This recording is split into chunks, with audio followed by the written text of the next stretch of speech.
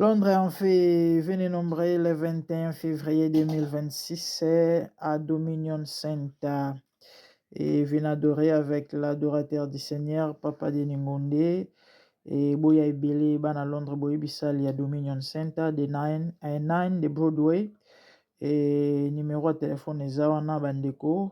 Vous pouvez me contacter aussi pour plus de précisions sur le Mosomba Ticket Nayo Yaya Komelangai et topé bengangai pour un numéro na les réseaux sociaux donc boya ebele et le 21 février 2026 na Dominion Center na Wood Green pardon et 9 de Broadway High Road London N22 6DS. Donc c'est ça. Boya ebele tokomisa nzambe elongo ebisika bana nzambe basangana basantu basangande bisika nzambe atindaka mapamboli selon psaume 133. Voilà, donc c'est ça. Moment ya boye ezala moment historique à ne pas rater. Et soki nzambe akomi kokundola baadorateur ya kala basali na nzambe ya kala oyo bato mokili bakolobaki no bango baza bato ya kala so nzambe akomi ozongisa bango seke carence toza na carence ya bavrai adorateur. Voilà, toyebi biso nyonso koma te eske nzambe autilisaka Papa Deningonde na nzela na baadoration banzembo lokola bamotema na ngai etondi na posa na yo boya ebele tokumisa nzambe elongo na présence na ye bandeko soki opusani bible elobi otikala lolenge moko te parce que dans sa présence il y a la gloire, dans sa présence il y a la magnificence, dans sa présence il y a la joie, il y a la solution. Que Dieu vous bénisse.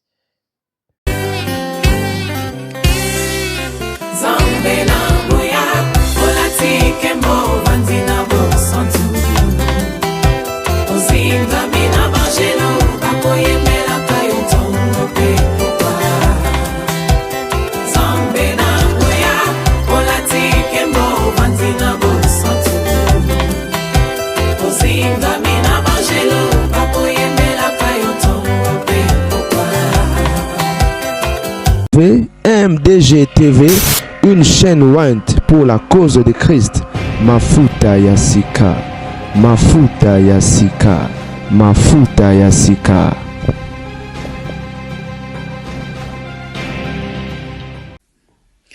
Mbote bandeko babolingo lelo mokolo na yenga to continuer masolo ya basantu la mifa bandeko babolingo.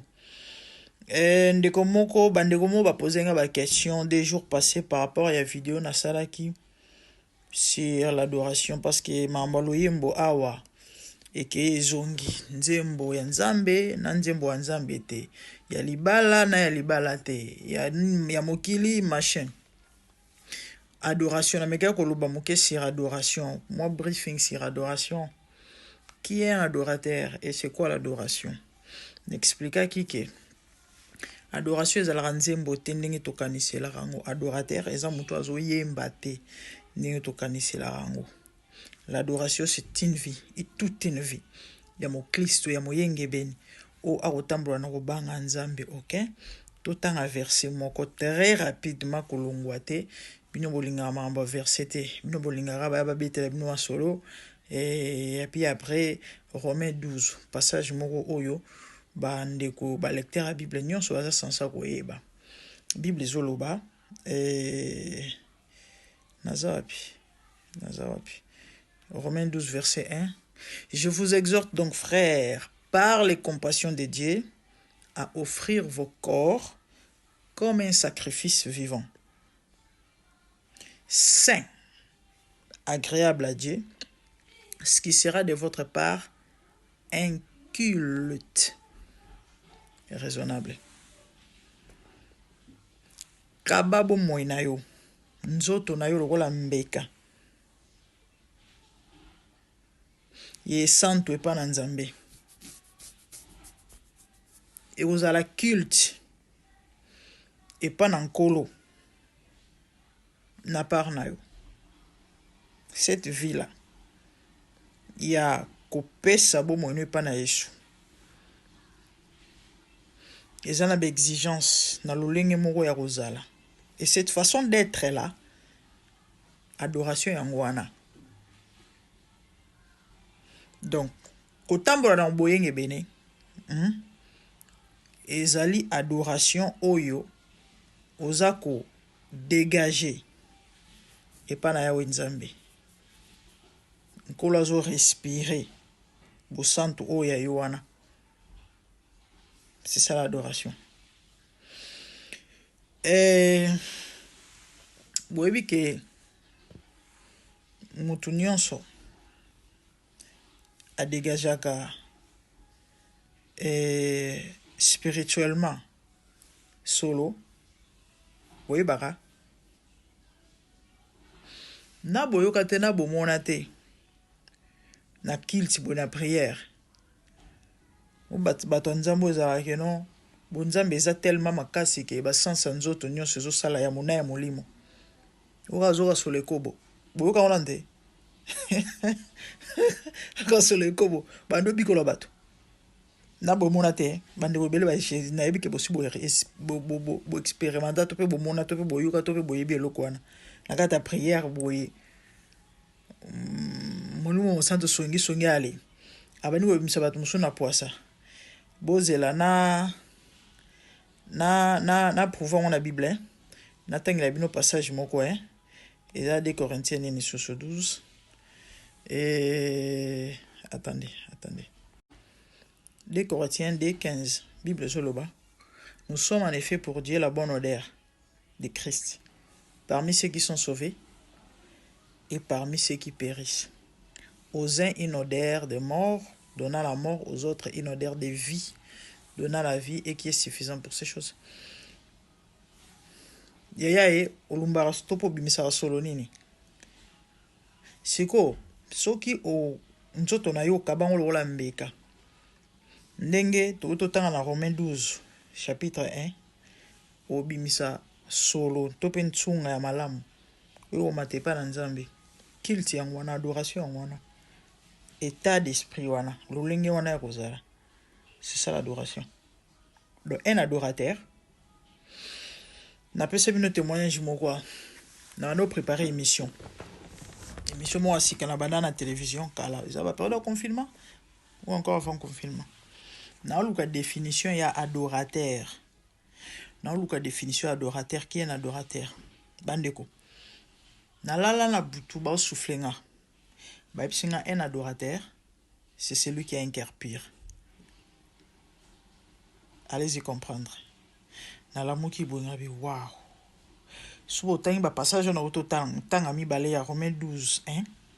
Na 2 Corinthiens, je crois 2:15 à 16. Et un adorateur, c'est celui qui a un cœur pur. C'est ce que je veux dire. Si ton cœur n'est pas pur, aux adorateurs te. A tous oyemba ndenge nini. Aux adorateurs te. Banzembo zoyemba.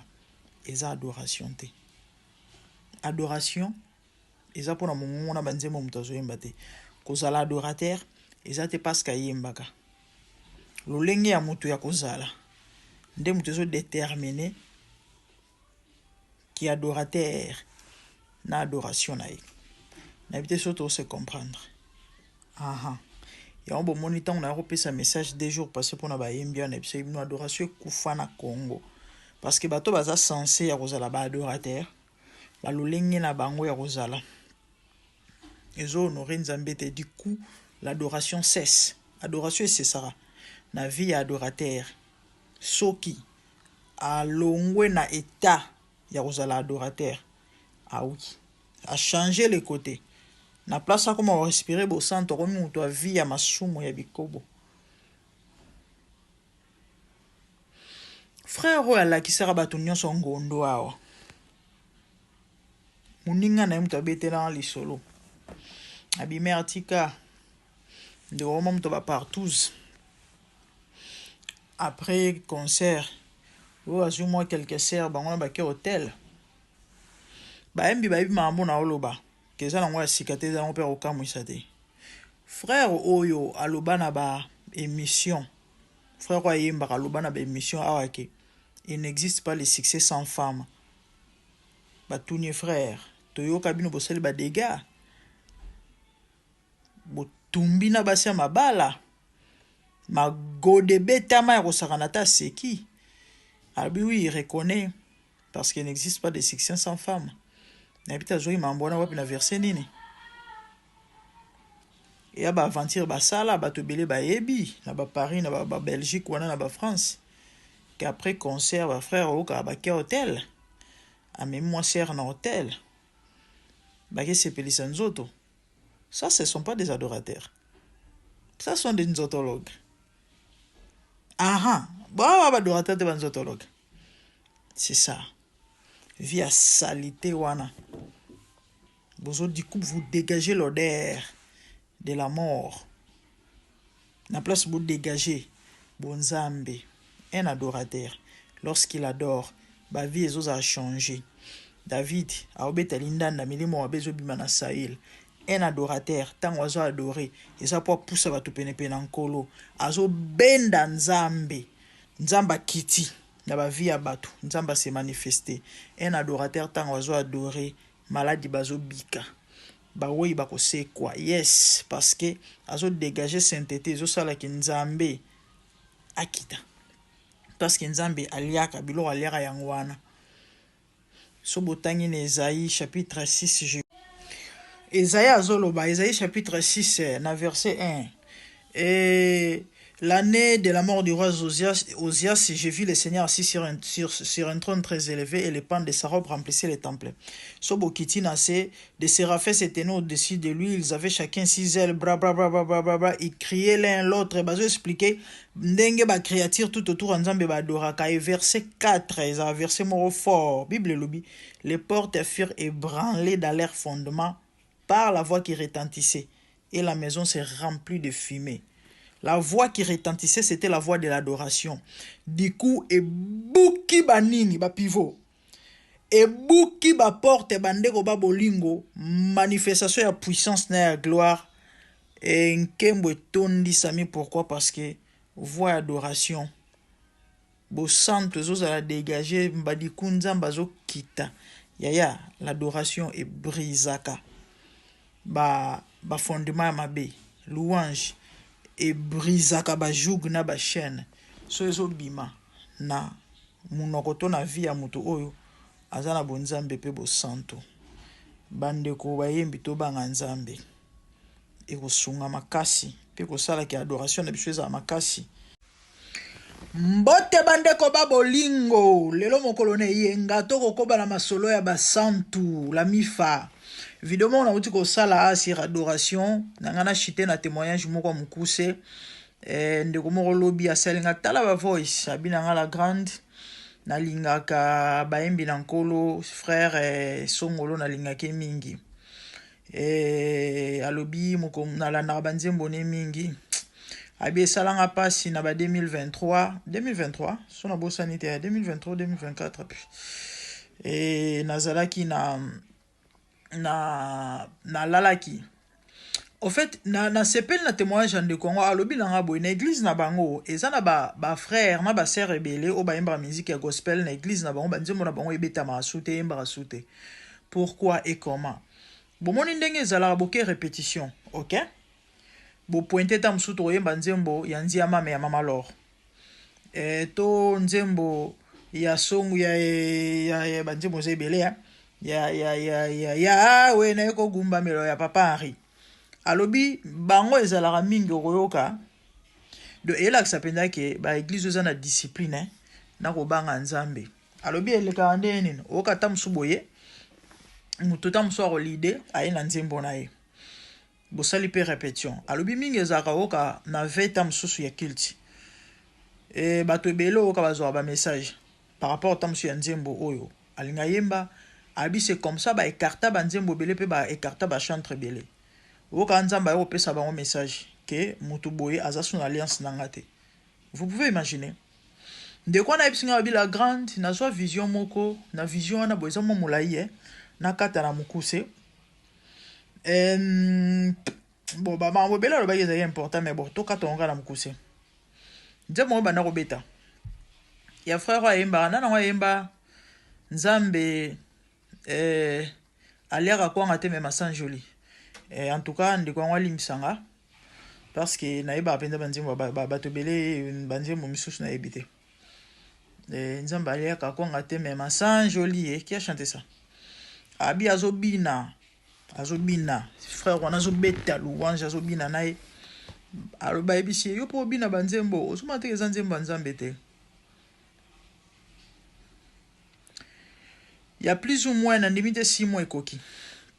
Dans la vision moko 6 mois ekoki te. Plus ou moins 4 mois sur les 5. Année passée dans la vision moko. Nde au moins moi ça zoyemba ta la voix kitoko na français. Nzembo ya Nzambi.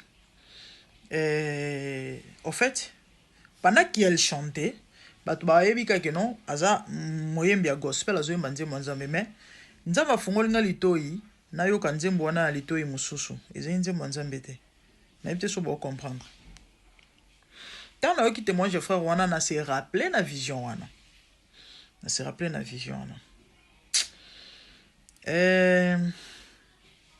na auto osala mais kopesa message na bayembi 2-3 jours passés bayembi na Nzambe na gospel soki na benga bino na yeba lobna loba benga bino banane soki za ba chante gospel soki ba bozongela Nzambe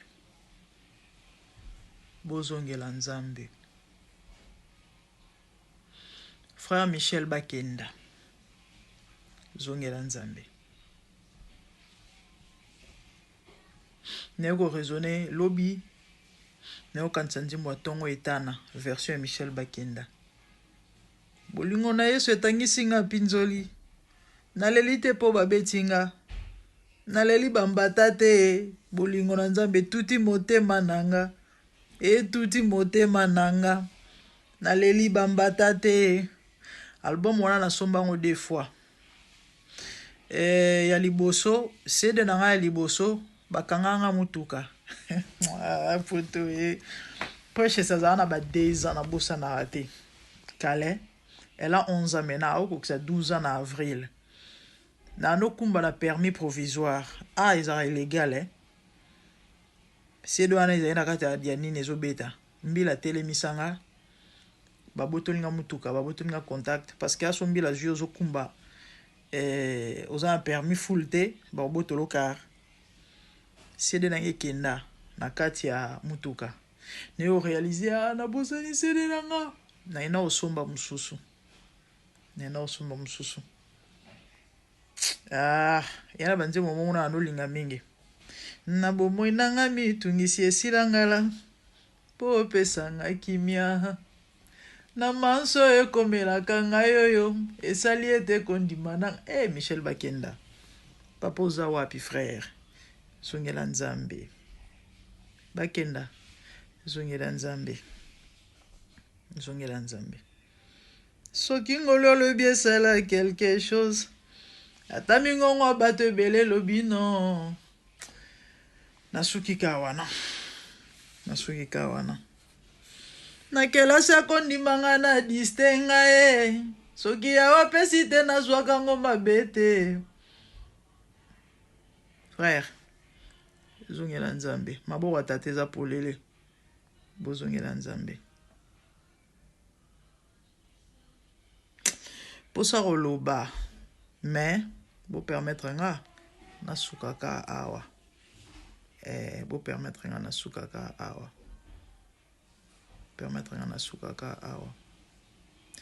Foi Michel Bakenda to sola ne kala période mo boye moi kale je crois ezaka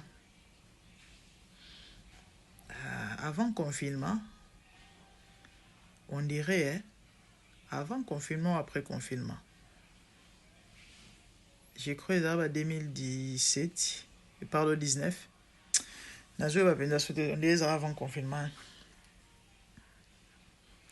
Nazo numéro na ta grandeur na émission oyo frère oya camerounais na maman wa canadienne Maggie Blanchard comment on y na Olivier Nanichiro, je sais plus. ba période wana na habité ezali batani plus ou moins 7 ans passé. Na komela frère Ayambanga tosola frère Michel Bakenda na peso ba message mo boy na za pour ça lubango ate sa propreté na oka penda frère cha ha abina mama bondela pona ngai na habité satan aligné na vie na ngai ba message wana na zwango misatu même message ya liboso na beti yango kara ya mibale na moni ngo mi série ya misatu na mibale landa la même semaine na beti o ko mi grave na benga frère na pesa un message et après na yo boum sa téléphone wana na perdre numéro à frère bandeko et ça a des années ngondo esambo na réseaux sociaux message na pesa frère et au ça là que 2 ans après les soso na yo zo message que frère Akeba même histoire zolingi se répéter na combien frère Michel Bakena na Facebook atanga aboya ko réagir na singe numéro aboya 6 mois après ba rimer et bandi yé mo yo sauter premier o te ba pirater WhatsApp te ba pirater WhatsApp te frère pirater WhatsApp te après ba lobi ba négocier ki na moto yo azali na matière ba pesi mbongo a doser makambu à l'époque brada osala na chaîne Chic Mukadi na bengaye na salle émission on a l'accès na preuve ya ba message na komela les frères et ça là pas si na baraté à nzambe to kondana ga diable te Bible zolo ba pona chiter pour ceux qui vivent il y a de l'espérance, OK? Toi bisonyo so batum toi perfazate nous sommes tous des pécheurs repentis. To koyaka koyi to telemi okoyo telemi. Mais amana pas ces alaratan OK. Bo se retiraka, bo se kartakati na niveau penza spirituellement beaucoup fi. On vous sent pli. On vous sent pli malgré ba message. Malgré ba interpellation, malgré ba reproche même, wapi. Et que Dieu nous aide. Vraiment, nzamba sunga bina pese bino makasi pe makoki. Soki nzamba sepeli aleka na nzela nanga c'est pas parce que je suis parfaite.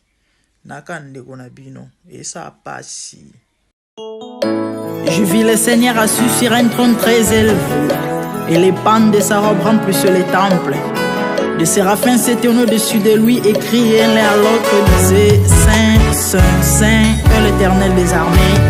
Toute la terre est pleine de sa gloire. Dans les cieux des cieux, là où vivent les rois, il y a des créatures qui l'adorent et les louent.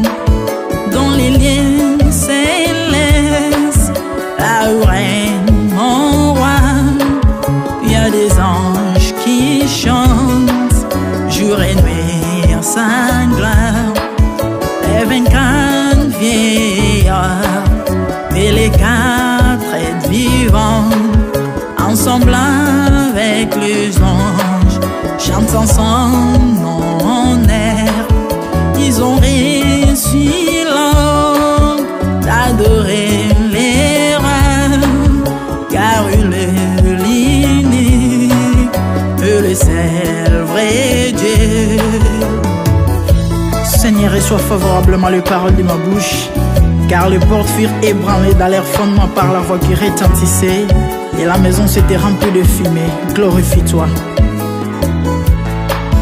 Dans les cieux, sur la terre, même sous la terre, tout est langue confesse que Jésus est Seigneur, car il est élevé au-dessus de toutes choses, et son nom est au-dessus de tout nom. Jésus, je m'avance devant toi, oh mon Dieu, voix, unissant ma voix avec ceux des anges, en jetant un courant et des coups pleins de parfums odoriférants,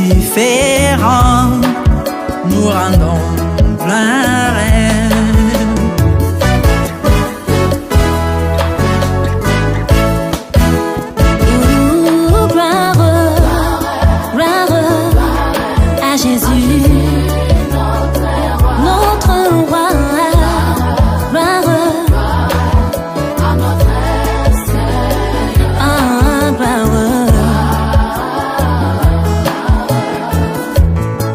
Chantons gloire à Jésus,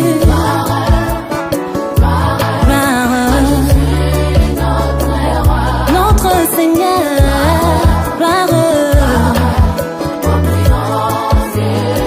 plus haut des cieux.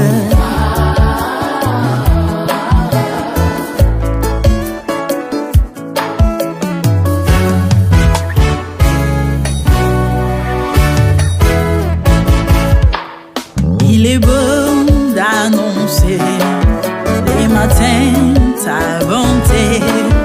Voici mon sacrifice, la louange de ma bouche, les fruits de mes lèvres qui confessent ton nom en poussant des cris, car tes œuvres sont grandes.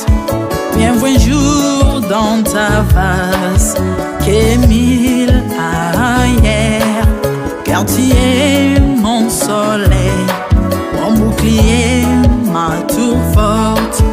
Tu me donnes la force du bif, tu m'arroses d'une huile fraîche. On se plaît à contempler mes ennemis grâce à toi.